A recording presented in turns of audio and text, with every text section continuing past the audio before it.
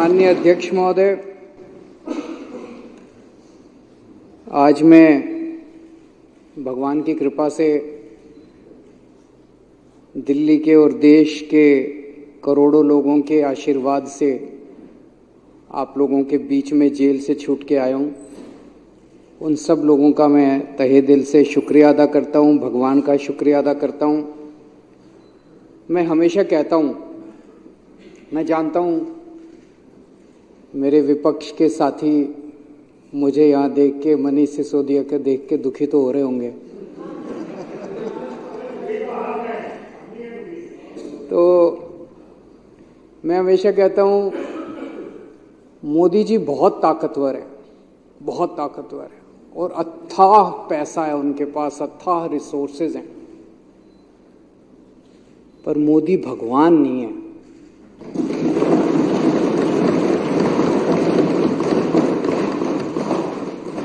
और भगवान तो है इस दुनिया में, कोई तो शक्ति है, कोई उसे भगवान कहता है, कोई उसे अल्लाह कहता है, कोई कुछ कहता है, कोई तो शक्ति है, वो हमारे साथ है। मैं माननीय सुप्रीम कोर्ट का शुक्रिया अदा करना चाहता हूं। आज हमारे देश के अंदर न्याय व्यवस्था तो है। अध्यक्ष महोदय, आज मैं मुख्यमंत्री जी के साथ सुबह एक रोड का इंस्पेक्शन करने गया था। दिल्ली यूनिवर्सिटी में सड़कें बहुत शानदार हुआ करती थी। मेरे पास जेल से छूटने के बाद कुछ लोग आए, उन्होंने बताया कि दिल्ली यूनिवर्सिटी की सड़कें खराब हो गई हैं। मैं आज रोड इंस्पेक्शन करने गया था और बहुत बुरा हाल था सड़कों का।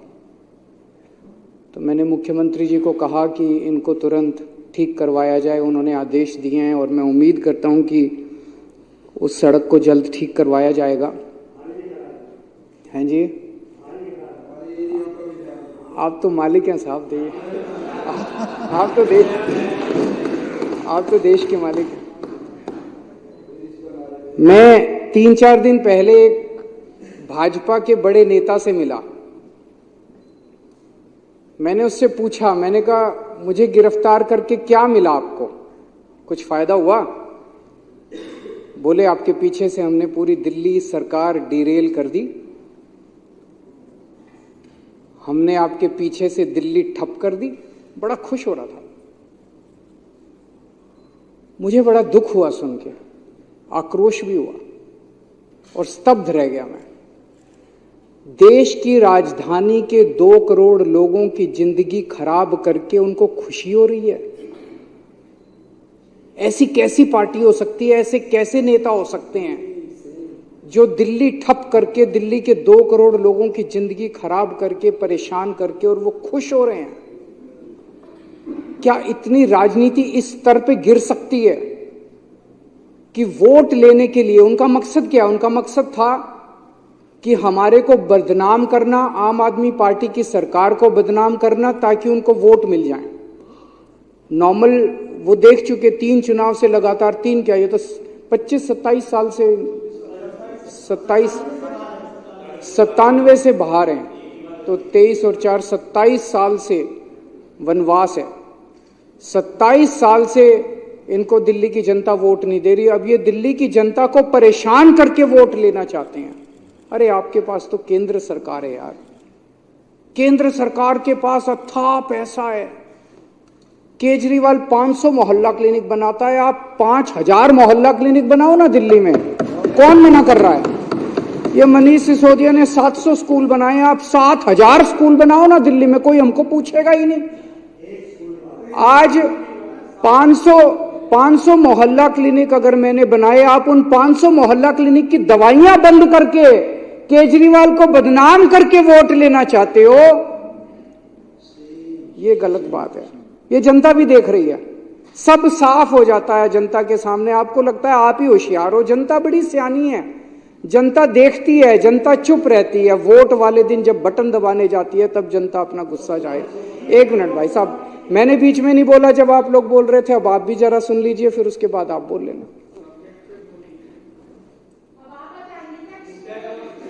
तो काम रोकने से, काम खराब करने से जनता वोट नहीं देगी। काम करने से, अच्छा काम करने से जनता वोट देगी। अच्छा काम करो। आपने मेरी गैर मौजूदगी में दिल्ली में सड़कों की रिपेयर बंद करा दी। मेरी गैर मौजूदगी में आप दिल्ली की सारी सड़कें बनवा देते, कहते हैं जे केजरीवाल जेल में बैठा है, हम बनवा रहे हैं सड़क, देखो आप जीत ना जाते तो। बाहर निकल के मैं किस बात पे वोट मांगता? आज मैं वोट मांगूंगा, केजरीवाल आ गया, अब तुम्हारी सड़कें रिपेयर कराऊंगा मैं।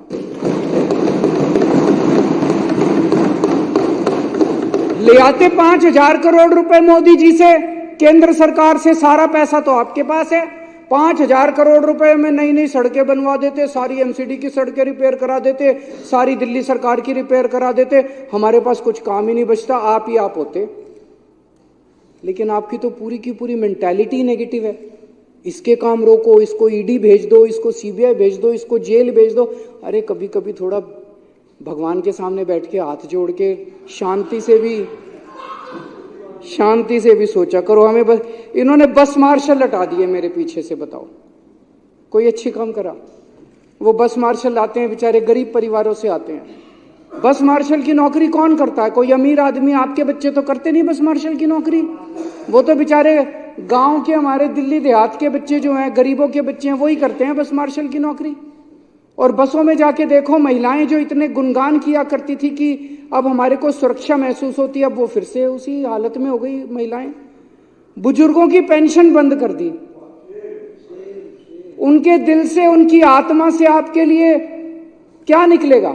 बद्दुआ ही निकलेगी, बद्दुआ ही निकलेगी। अब केजरीवाल जब उनकी पेंशन चालू कराएगा, हमारे लिए आशीर्वाद निकलेगा। तीर्थ यात्रा बंद कर दी, बताओ, तीर्थ यात्रा बंद कर दी। हम बुजुर्गों को रामेश्वरम ले जाते थे, पुरी ले जाते थे, शिरडी बाबा ले जाते थे, हरिद्वार ऋषिकेश ले जाते थे, वैष्णो देवी ले जाते थे, कितनी जगह ले जाते थे। उनकी तीर्थ यात्रा बंद कर दी आप लोगों ने। यार आप खुद भी होके आओ थोड़ा तीर्थ यात्रा, थोड़ी मन को शांति। मेरी अध्यक्ष महोदय से निवेदन है, विपक्ष के साथियों के लिए तीर्थ यात्रा का आयोजन करें। उनको थोड़ी, अभी जैसे सौरभ बता रहा था, पेड़ काट दिए हमारे पीछे से। मैं जब जेल गया, इन्होंने पीछे से पेड़ काट दिए। बताओ दिल्ली के प्रदूषण। तो दिल्ली की जनता के मन में दो चीजें हैं, दो बातें हैं। एक, केजरीवाल कट्टर ईमानदार है, केजरीवाल कुछ भी हो सकता है, बेईमान नहीं हो सकता। और दूसरा, केजरीवाल काम करता है, जनता के लिए काम करता है। ये दो बातें दिल्ली की जनता के मन में हैं। ये उन दोनों बातों पे चोट करना चाहते थे। ये केजरीवाल को बेईमान साबित करना चाहते थे और ये दिखाना चाहते थे भाई केजरीवाल के सारे काम ठप हो गए। उन दोनों बातों पे चोट किया।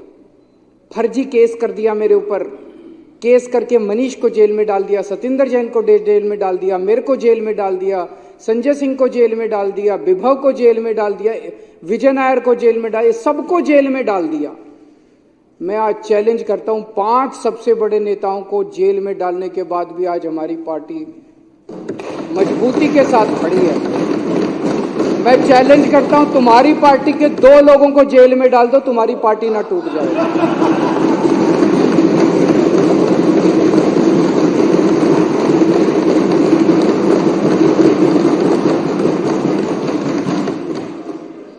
और इन्होंने ऐसा कानून लगाया मेरे ऊपर जिसमें बेल भी नहीं मिलती। ऐसा कानून, इतना सख्त कानून लगाया, बेल भी नहीं। उसके बावजूद माननीय सुप्रीम कोर्ट ने मुझे बेल दे दी, मनीष सिसोदिया जी को बेल दे दी और आज हम यहां बैठे हैं। जब मैं जेल से निकला, मैंने इस्तीफा दे दिया। किसी ने मांगा नहीं था, मैंने खुद ब खुद इस्तीफा दे दिया। और मैंने दिल्ली की जनता को बोला है, अगर आपको लगता है केजरीवाल ईमानदार है तो मेरे को वोट देना, वरना वोट मत देना। मैं दिल्ली में घूम रहा हूं अध्यक्ष महोदय, एक बच्चा, एक आदमी, इनके कट्टर बीजेपी वाले, आरएसएस वाले भी ये नहीं कहते कि केजरीवाल बेईमान है, कोई नहीं कहता। तो इनके सारे हथकंडे फेल हो गए केजरीवाल को बेईमान साबित करने के लिए। दूसरा ये साबित करना चाहते थे केजरीवाल के काम ठप हो गए। मैं दिल्ली की जनता को कहना चाहता हूं, आपका बेटा आ गया, आपका भाई आ गया। इन्होंने जितने काम ठप करे हैं, सारे काम दोबारा शुरू कराऊंगा, एक एक काम शुरू कराऊंगा, जो करना पड़ेगा वो करूंगा, जैसे करना पड़ेगा करूंगा। दिल्ली की जनता को परेशान नहीं होने दूंगा, मैं काम ठप नहीं होने दूंगा। लोग कहते हैं जेल जाने से नुकसान हुआ, जरूर हुआ, मैं मानता हूं जेल जाने से बहुत नुकसान हुआ, पर केजरीवाल का नुकसान नहीं हुआ, मनीष सिसोदिया का नुकसान नहीं हुआ, दिल्ली के 2 करोड़ लोगों का नुकसान हुआ। आज जब घर से निकलते हैं अपनी गाड़ी लेके या कैसे भी, वो टूटी हुई सड़कों के ऊपर उनकी गाड़ी ऊपर नीचे होती है, प्रदूषण होता है उसकी वजह से। आज जगह जगह सीवर ओवरफ्लो कर रहे हैं, बस मार्शल हटा दिए इन लोगों ने। दवाइयां, मैं बात कर रहा था, टेस्ट बंद कर दिए। बताओ, अस्पतालों में टेस्ट बंद कर दिए यार, तुम लोगों ने दवाइयां बंद कर दी अस्पतालों के अंदर। ये सब ठीक नहीं है, ये सब ठीक नहीं है, अच्छी बात नहीं है। थोड़ा भगवान से डरो। अभिमान, किस रावण का भी अभिमान नहीं टिका था। मैंने अंदर गीता और रामायण बहुत पढ़ी, और उसी का मैं आपसे हाथ जोड़ के पूरी विनम्रता से कह रहा हूं, अभिमान मत करो, अहंकार मत करो। अहंकार टिकता नहीं है, किसी का नहीं टिकता, इतिहास में किसी का अहंकार नहीं टिका। आप भी थोड़ा भगवान से डरो। अब चुनाव में जनता जवाब देगी कि केजरीवाल चोर है या केजरीवाल को जेल में भेजने वाले चोर हैं। जनता जवाब देगी कि जनता को काम रोकने वाले पसंद हैं कि काम करने वाला पसंद है। और अध्यक्ष महोदय, जब इतिहास लिखा जाएगा तब ये लिखा जाएगा कि एक मनीष सिसोदिया था जिसने दिल्ली के स्कूल बंद करे, उसको जेल में डाल दिया। जिसने दिल्ली के स्कूल चालू करे और स्कूल अच्छे करे, उसको जेल में डाल दिया। एक सतिंदर जैन था जिसने दिल्ली वालों की बिजली मुफ्त करी, दिल्ली वालों के लिए मोहल्ला क्लिनिक बनाए, दवाइयां मुफ्त करी, उसको जेल में डाल दिया, उसके काम रोक दिए। और एक बीजेपी थी जिन्होंने सारे काम रोक दिए। जब इतिहास लिखा जाएगा तो बीजेपी के भी कारनामे लिखे जाएंगे, मनीष सिसोदिया के भी, अरविंद केजरीवाल के भी और सत्येंद्र जी। अध्यक्ष जी, जेल से निकलने के बाद मैंने इस्तीफा दे दिया। मुझे इस्तीफा देने की कोई जरूरत नहीं थी, किसी ने, इन्होंने भी नहीं मांगा था मेरा इस्तीफा। इन्होंने तो पोस्टर लगाए थे इस्तीफा दो, मैंने जब दे दिया तो इनको ये समझ नहीं आया उन पोस्टरों का क्या करें। अब छपवाए थे, लगाने थे, अभी बता रहे हैं। मैंने इस्तीफा दे दिया। मेरी जिंदगी में 3 बार ऐसे मौके आए जब बड़े बड़े पदों से मैंने इस्तीफा दिया अपनी जिंदगी में, वॉलंटरीली, स्वैच्छिक, अपनी मर्जी से, किसी ने मांगा नहीं था। मैं इनकम टैक्स में काम किया करता था, जॉइंट कमिश्नर की पोस्ट पे था। मन में यह था कि देश के लिए कुछ करना है, समाज के लिए कुछ करना है। तो मुझे यह लगा कि जो मैं नौकरी कर रहा हूं, ये नौकरी तो और कई लोग कर लेंगे, मेरे जैसे और बहुत इनकम टैक्स में जॉइंट कमिश्नर हैं, कमिश्नर हैं, वो लोग कर लेंगे। मुझे कुछ ऐसा करना चाहिए जो हर आदमी नहीं करता। मैंने जॉइंट कमिश्नर की नौकरी से त्यागपत्र देके और 10 साल दिल्ली की झुग्गियों के अंदर काम किया। जॉइंट कमिश्नर की नौकरी से मैंने इस्तीफा दिया था, किसी ने इस्तीफा मांगा नहीं था। और जब मैंने इस्तीफा दिया था, 2006 में इस्तीफा दिया था, वैसे तो मैं छुट्टी लेके 2000 से ही निकल गया था। उस वक्त कोई पार्टी नहीं थी, कोई आंदोलन नहीं था, और दिल्ली की झुग्गियों में जाके मैं रहने लगा था। तब ये नहीं था कि मैं मुख्यमंत्री बनूंगा या चुनाव लड़ूंगा, चुनाव लड़ने का कोई इच्छा नहीं थी। फिर 2013 में हमारी सरकार बनी और 49 दिन की सरकार के बाद अपने उसूलों पे मैंने इस्तीफा दिया था।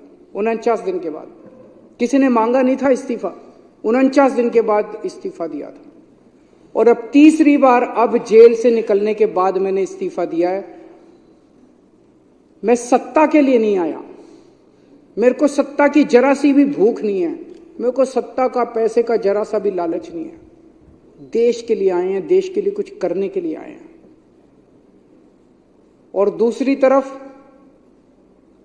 ये लोग बेचारे परेशान हो गए हैं कह कह के, भाई 75 साल का रूल आपने ही बनाया था। मेरे को कल एक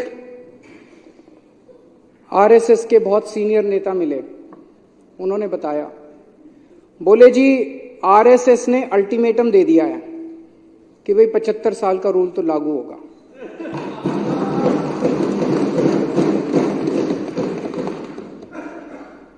लेकिन वो मान नहीं रहे, कह रहे हैं।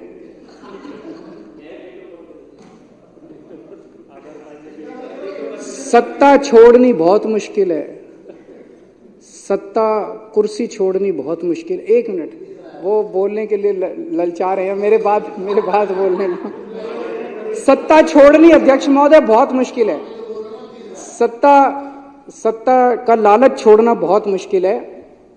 खुद ही रूल बनाया, उस रूल के तहत सबसे पहले आडवाणी जी का इस्तीफा लिया, मुरली मनोहर जोशी जी का इस्तीफा लिया, सुमित्रा महाजन जी का इस्तीफा लिया, बीसी खंडूरी जी का इस्तीफा लिया, कलराज मिश्र का इस्तीफा लिया, आनंदीबेन पटेल का इस्तीफा लिया, शांता कुमार जी का इस्तीफा लिया, करिया मुंडा जी का इस्तीफा लिया, हुकुमदेव नारायण जी का इस्तीफा लिया, नजमा हेतुल्ला जी का इस्तीफा लिया, भगत सिंह कोश्यारी जी का इस्तीफा, और भी बहुत है, मेरे पास तो थोड़े ही नाम है। उन सब का इस्तीफा लेने के बाद जब अपना नंबर आया तो कहते हैं ये कानून मेरे पे लागू नहीं होगा। ये तो ठीक नहीं है। सबके लिए बराबर कानून होना चाहिए, नहीं होना चाहिए? मैं ये सोच रहा था कल को कोई अफसर 60 साल की उम्र होने के बाद कहे मैं तो नहीं रिटायर होता जी, कल को कोई सुप्रीम कोर्ट का जज 65 साल की उम्र होने के बाद कहे जी मैं तो रिटायर नहीं होता। व्यवस्था ही खराब हो जाएगी। ऐसी व्यवस्था कैसे चलेगी? अगर आपने अपने अंदर एक रूल बनाया, कानून बनाया भी 75 साल में सारे रिटायर होंगे, तो सारे रिटायर होंगे, उसमें सारे आते हैं उसमें। तो सत्ता का लालच जो है, कुर्सी से चिपके रहने का, जो कहते थे परिवार नहीं है, किसके लिए पता नहीं, किसके लिए इतना लालच है उसका।